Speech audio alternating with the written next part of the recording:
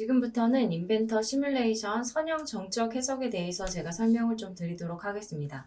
먼저 선형 정적 해석이라는 게 뭔지, 그리고 이 해석을 할 때 요구되는 가정들이 뭔지를 먼저 좀 알아볼 거고요. 그리고 브라켓을 통해서 정적 해석을 수행하는 방법, 그리고 메쉬를 설정하고 설계 최적화를 하는 방법, 이런 식으로 조금 차례대로 제가 설명을 드리도록 하겠습니다.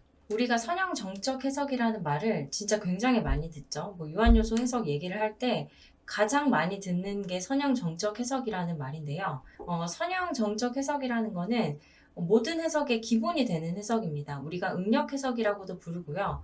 그래서 이 선형 정적 해석의 목적은 재료가 탄석 영역 내에서 후크의 법칙에 따라 거동을 할 때 우리가 선형 정적 해석을 진행을 하고요. 경계 조건과 하중 조건이 정적으로 작용하는 물체에 대한 해석이라고 사전적으로 얘기를 하고 있는데, 여기서 정적이다 라고 하는 말에 대해서는 뒷부분에서 설명을 드릴 거고, 정적이라고 하는 말은 동적이다와 좀 반대되는 말이겠죠. 선형 정적 해석에서 중요한 가정이 하나 있는데요.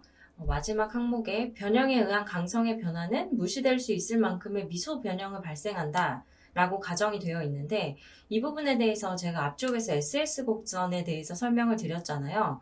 선형 정적 해석은 항복 응력을 넘지 않는 하중이 적용되었을 때 진행하는 해석이에요. 그래서 여기서 무시될 수 있을 만큼의 미소 변형이 발생된다는 말은 이 항복 응력을 넘지 않는 하중이 구조물에 적용이 된다. 즉, 선형 영역에서만 계산을 하겠다라는 뜻으로 이해를 해주시면 됩니다. 앞에서 한 번 더 말씀을 드렸었지만, 선형 정적 해석은 후크의 법칙에 따라서 거동하는 물체에 대한 해석을 진행을 할 때 우리가 사용을 하는 거고요. 앞에 화면에서 보이는 것처럼 응력은 탄성계수 곱하기 변형률이라고 보실 수가 있습니다. 그래서 선형 정적 해석은 외부 하중에 대한 구조물의 변형을 검토를 하고요. 항복 응력을 계산을 해서 구조물의 안정성을 검토하는 해석이다 라고 이해를 해주시면 되겠습니다. 자, 우리가 정적이다, 동적이다, 그리고 선형이다, 비선형이다 이런 말을 되게 많이 듣는데, 이 부분에 대해서 조금 이해하기가 힘드실 수 있어서 제가 다시 한번 설명을 드리겠습니다. 우리가 선형이다, 비선형이다 라는 것은 제가 앞서서 SS 곡선에 대해서 설명을 좀 드릴 때 이 탄성 영역, 그러니까 우리가 말하는 선형 구간에 대한 해석을 진행하는 게 선형 해석이고, 항복 응력을 기점으로 해서 소성 영역에 속하는 이 비선형 구간에 대해서도 해석을 진행을 하는 게 비선형 해석이다 라고 제가 설명을 좀 드렸었어요. 그리고 이 정적이다 라는 말, 그리고 동적이다 라는 말은 사실 우리가 동적이다 라고 제가 설명을 드리면 구조물이 막 이렇게 움직이는 애들, 어떻게 움직이는지, 구조물의 메커니즘을 파악을 해서 구조물이 실제로 어떻게 움직이는지를 보는 해석인가 보다, 이렇게 보통 이렇게만 많이 생각을 하시는데, 유한요소 해석에서 정적이다, 동적이다 라는 말은 관성력과 감쇄력을 무시할 수 있고, 그리고 작용 하중, 우리가 하중을 넣잖아요. 하중 조건을. 내 하중 조건이 시간에 따라 변하지 않는 것, 그것을 정적이라고 하는 거고요. 우리가 같은 부위에 500N의 하중이 적용이 되더라도 만약에 3초 동안 이 하중이 적용이 되다가 4초 때부터 하중을 제거한다. 이런 식으로 시간에 따라서 하중 조건이 변화되는 것, 이것을 통칭해서 우리는 동적이다 라고 말을 합니다. 자, 여기까지 선형 정적 해석이 뭔지를 조금 말씀을 드렸고요. 다음으로는 그 피봇 브라켓이라는 그 모델을 통해서 우리가 실제로 선형 정적 해석을 한번 해볼 거예요.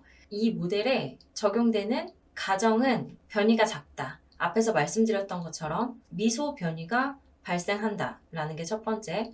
그리고 적용된 하중은 크기, 방향 또는 분포가 변하지 않는다. 제가 앞에서 시간에 따라서 하중이 변하지 않는 것을 정적이라고 한다고 했죠. 그래서 이 세 번째 항목은 정적 해석을 해야 하는구나 라는 의미로 받아들여 주시면 됩니다. 그리고 중력의 효과는 무시할 수 있다 라는 가정을 통해서 이 단순한 브라켓을 시뮬레이션을 할 건데요. 이 해석의 목표는 모형의 질량을 최소화하는 것, 안정성은 우리가 가지고 가되 이 모형의 질량을 최소화하는 것을 목표로 해서 우리가 시뮬레이션을 한번 진행해 보도록 하겠습니다. 자, 먼저 시뮬레이션을 진행하기에 앞서서 우리가 프로젝트를 한번 만들어 볼 거예요. 제가 이제 예제 파일을 첨부 파일로 첨부를 좀 해드렸는데, 프로젝트 클릭해 주시고 여기서 프로젝트를 새로 만들도록 하겠습니다. 새로 만들기 클릭해 주시고요. 새 단일 사용자 프로젝트 다음 눌러주시고 우리가 사용할 프로젝트의 이름을 설정을 해주시면 되는데, 저는 인벤터 시뮬레이션이라고 할 거고 시뮬레이션 언더바 SCK로 진행을 하도록 하겠습니다.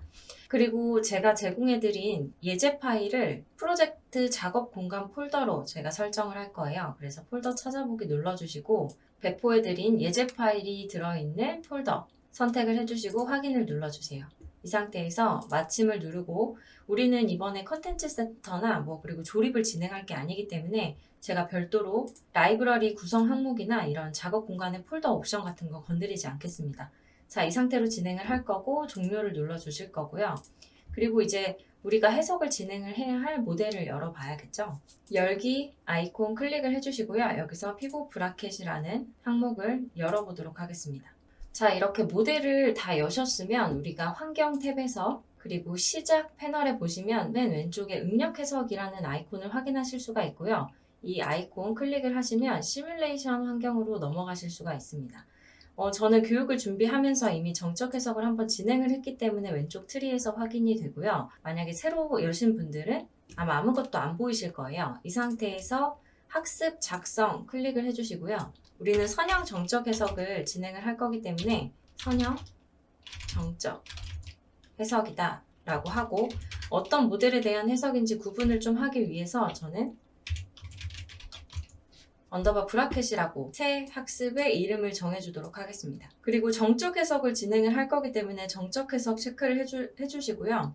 이 상태에서 우리가 모달 해석을 할 때는 모달 해석, 쉐이프 생성기는 쉐이프 생성기 이 항목을 선택해서 진행을 해주시면 되겠죠. 우선 정적 해석 선택해주시고 확인을 눌러주시면 이렇게 선형 정적 언더바 브라켓이라는 이름의 선형 정적 학습이 하나 생성이 되게 됩니다.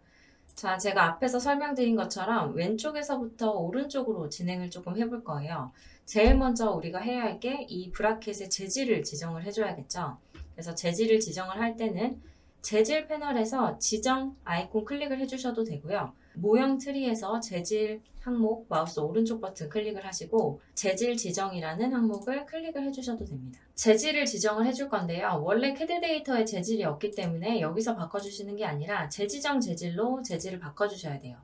아래 화살표 클릭을 해보시면 항목들이 이제 확장이 되고 여기서 알루미늄 6061이라는 항목을 선택을 하시고 여기서 우리가 안전계수를 이따 구해야 되는데 이 안전계수를 항복 강도로 할 건지 극한 인장 강도로 할 건지 지정을 해야 되는데 우리는 선형 정적 해석을 하고 있죠.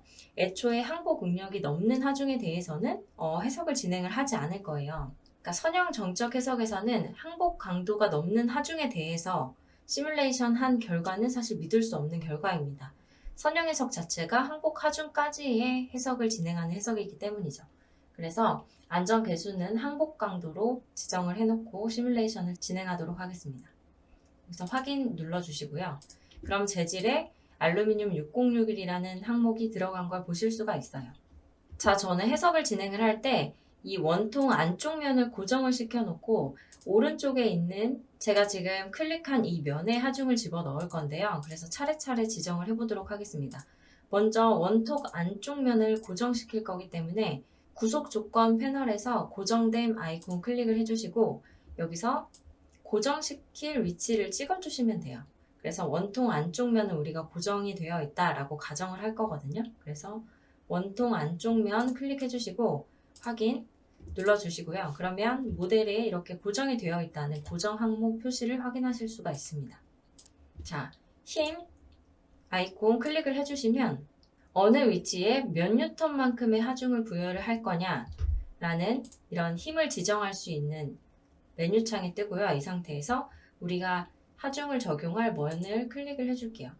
자, 화살표로 확인을 해보시고 혹시 이 화면처럼 방향이 아래쪽을 향하고 있는 게 아니라 이렇게 위쪽으로 향하고 있다면 방향 반전을 통해서 방향을 바꿔주시면 됩니다. 그리고 이 면에 200뉴턴의 하중을 저는 추가를 해볼게요. 200뉴턴 입력을 해주시고 확인을 눌러보겠습니다. 자, 여기까지 하중 입력까지 완료가 됐고요. 그 다음에는 메쉬를 짜야겠죠, 우리가.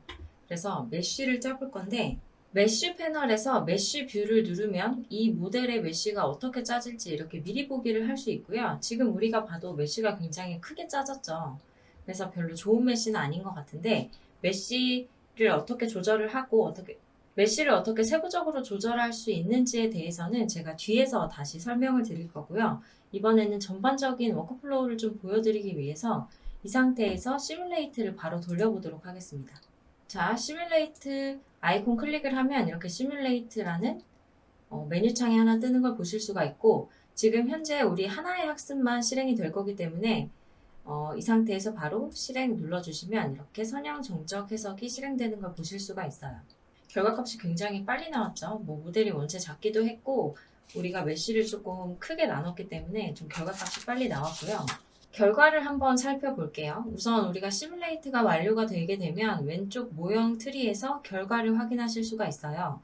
포미섹스 응력, 그리고 주응력 확인하실 수가 있고 변이 그리고 안전계수 확인하실 수가 있습니다. 포미섹스 응력의 최대값은 지금 5.993 메가파스칼로 확인을 하실 수가 있고요. 그리고 변이 같은 경우에는 최대 변이가 0.03이다 라는 걸 확인하실 수가 있죠. 그러면 우리가 응력값 그리고 변이값을 확인을 해봤죠. 이렇게 확인을 해봤는데 물론 화면에서는 이렇게 빨간 부분, 최대로 변이가 많이 발생하는 부분에 대해서 이렇게 표시를 해줬지만 과연 이 결과값을 보고 우리가 설계한 제품이 진짜 안전한지 아니면 좀 불안정한지, 그래서 조금 강성을 올려야 하는지 이런 것들을 좀 판단을 해야 될 거잖아요. 근데 이 결과값을 보고 판단할 수 있는 게 사실 안전계수입니다. 네, 안전계수를 설명을 드리기 전에 우리가 응력값을 보고 결과값을 분석할 수 있는 방법이 있죠. 제가 앞에서 설명을 한번 드렸었죠. 앞으로도 계속 설명을 드릴 건데 저희가 선형 구간이다 아니면 비선형 구간이다 라는 기준이 되는 점이 항복 응력값이라고 했고요. 이 항복 응력값과 극한 응력값은 사실상 그 재질의 물성치에 다 표현이 되어 있습니다. 그렇기 때문에 우리가 만약에 계산한 값이 이 항복 응력을 넘느냐, 만약에 넘는다면 이 구조물은 안정적이지 못하다라고 우리가 판단을 할 수 있을 거고, 그리고 항복 응력 기준으로 왼쪽 구간에 들어온다면 어느 정도 안전하다라고 우리가 생각을 하실 수가 있어요. 인벤터에서 우리가 그러면 알루미늄 6061로 재질을 선택을 해서 시뮬레이션을 돌렸잖아요. 그럼 이 재질에서 항복 응력이 어느 정도인지 확인을 조금 해봐야겠죠. 우리가 알루미늄 6061의 항복 응력이 얼마인지를 한번 확인을 해보겠습니다. 알루미늄 6061 항목 더블 클릭하시면 이렇게 알루미늄 6061에 대한 물리적 특성들을 다 확인을 하실 수가 있고요. 여기서 ID 모양 물리적 탭이 있는데 이 물리적 탭으로 이동을 해주시면 기계 쪽 항목에서 탄성계수, 전단계수 이렇게 확인하실 수가 있고 강도에 있겠죠. 항복 강도, 임장 강도는 강도 항목이 있겠죠. 그래서 강도를 확인을 해보면 우리가 275 메가파스칼이 이 알루미늄 6061의 항복 강도다라는 것을 알 수가 있습니다. 알루미늄 6061의 항복 강도는 275 메가파스칼인데 우리가 해석 결과에서 확인을 했을 때는 이 구조물에 200뉴턴이 적용이 되었을 때 최대 포미섹스 응력이 5.993으로 나왔죠. 재료가 가지고 있는 항복 응력값보다 훨씬 더 작은 값이 나왔습니다. 그래서 우리는 이 구조물은 안전하다라고 판단할 수 있는 거고요. 지금부터는 안전계수에 대해서 설명을 좀 드리도록 하겠습니다. 우리가 결과를 진행을 하면 포미섹스 응력 그리고 변이, 안전계수 이렇게 확인을 하실 수가 있어요. 근데 제가 앞에서 말씀드렸던 것처럼 포미섹스 응력하고 그리고 재질의 물성치하고 비교를 해가지고 안전한지 안 안전한지 이걸 확인할 수 있다고 말씀드렸잖아요. 사실은 그 방법이 안전계수를 구하는 방법과 일치합니다. 먼저 설명을 좀 드리면 안전계수라고 하는 것은 그 재료의 극한 응력, 그러니까 이 재료가 버틸 수 있는 응력과 그리고 최대 작동 응력 사이의 비를 뜻하고요. 워킹 스트레스 분의 얼티메이트 스트레스, 여기서 얼티메이트 스트레스라고 하는 거는 굳이 인장 강도만을 얘기를 하는 건 아니고 우리는 선형 해석을 진행을 했잖아요. 우리는 인장 강도가 아니라 항복 강도 기준으로 우리가 제품의 안정성을 판단하고 있기 때문에 현재와 같은 경우라면 이건 얼티메이트 스트레스가 아니라 일드 스트레스가 되겠죠. 그래서 워킹 스트레스 분의 일드 스트레스, 그러니까 항복 하중, 작용 하중 분의 항복 하중이 안전 계수가 되는 겁니다. 그래서 사실 우리가 한번 계산을 해볼까요? 우리가 이전에 알루미늄 고유의 그 항복 강도가 275라는 걸 확인을 했어요. 이건 물성치를 보면 나오는 값이고요. 275고, 그리고 워킹 스트레스는 우리가 해석 결과로 판단을 해봤을 때 5.993, 반올림해서 6 정도가 나왔었죠. 그렇게 되면 우리가 이전에 진행했던 그 브라켓의 안전계수는 6분의 275가 되는 거예요. 그래서 결과값은 약 46 정도가 됩니다. 우리가 작용 하중분의 허용 강도기 때문에 예를 들어서 항복 하중이 100이라고 쳤을 때 이 항복 하중을 넘는 스트레스가 구조물에 발생이 됐을 때는 어떻게 될까요? 이게 1 밑으로 떨어지겠죠? 안전계수 FS가 1 밑으로 떨어질 거예요. 이렇다고 한다면 우리는 안전계수를 보고 안전계수가 1 밑으로 떨어졌구나. 그러면 이 구조물에 가해지는 응력값이 항복 하중을 넘어섰구나 라는 것을 우리가 알 수 있는 거죠. 그래서 안전계수를 확인을 함으로써 이 구조물이 안전한지 안 한지 1을 넘는지 넘지 않는지 이걸 가지고 워킹 스트레스가 항복 하중을 넘어섰는지 아니면 그 아래 부분에 유치하고 있는지를 확인하실 수가 있습니다. 우리가 흔히 안전계수라고 얘기를 하면 수치적으로는 저렇게 계산을 할 수가 있고요. 그러면 우리 구조물 같은 경우에는 안전계수를 보통 몇으로 해야 돼요? 1로 하면 좀 불안하고 그렇다고 뭐 3으로 하면 괜찮은 건가요? 이제 이런 질문들을 좀 많이 받아요. 근데 사실은 하중 같은 경우에 우리가 예측 가능한 하중만 구조물이 받으면 좋겠지만 사실 그게 아닐 수 있죠. 옆에 설치되어 있는 구조물의 진동 때문에도 우리가 하중을 받을 수 있고 여러 요인들로 인해서 우리가 고려하지 못한 하중들도 발생할 수 있어요. 그렇기 때문에 이런 불확실성들을 고려를 해서 설계자가 경험적으로 이 안전계수를 선택을 해야 되거든요. 안전계수를 선정하는 요인은 여러 가지가 있는데요. 예를 들어 반복 하중이 계속해서 작용되는 경우 그렇게 되면은 한번 우리가 선형 정적 응력을 했을 때와는 다르게 계속해서 같은 하중이 반복적으로 작용이 되면 구조물이 결국에는 파손이 되겠죠. 이렇게 반복 하중이 작용되는 경우라거나 아니면 하중이 불확실하다거나 아니면 이 재료라는 것이 우리가 흔히 쓰는 재료가 아니라 신소재라거나 이런 경우는 사실 이 재료의 강도에 대해서도 우리가 좀 불확실할 수 있잖아요. 이런 모든 것들을 고려를 해서 안전계수를 우리가 정해야 되고요. 일반적으로 그 기계 구조물 같은 경우에는 적을 때는 1.5, 안전계수 1.5부터 3까지 적용을 하는 경우를 가장 많이 봤고요. 저 같은 경우에도 설계를 할 때 안전계수는 2 정도로 설정을 해놓고 설계를 하는 편이긴 합니다. 하지만 구조물의 경우라도 예를 들어서 인명의 안정성과 연관이 되어 있는 경우 그런 경우는 보통 5가 넘는 안전계수를 취하기도 하는데 심한 경우에는 10까지도 제가 넣는 걸 봤거든요. 그래서 이런 것들은 설계자가 경험적으로 선택을 해야 한다라고 할 수 있겠습니다. 조셉이라는 사람이 그 항복 강도를 토대로 안전계수를 구한 값인데요. 1.25에서 1.5까지 안전계수를 선택하는 경우에는 주기적으로 관리가 가능한 조건에서 신뢰성 있는 재료를 사용을 하고 그리고 적용하는 하중이나 응력의 크기를 정확히 아는 경우 이 정도로 주고요. 그리고 비교적 일정한 조건에서 잘 알려져 있는 재료를 사용을 하고 하중과 응력의 크기가 쉽게 결정될 수 있는 경우 이런 식으로 경우에 따라서 안전계수를 지정을 해놓은 안전계수의 가이드라인을 좀 정해준 자료가 있더라고요. 그래서 이 부분들 좀 참고하셔서 구조물의 안전계수가 어느 정도이면 안전할까라는 이런 판단을 하실 때 좀 도움이 되셨으면 좋겠습니다.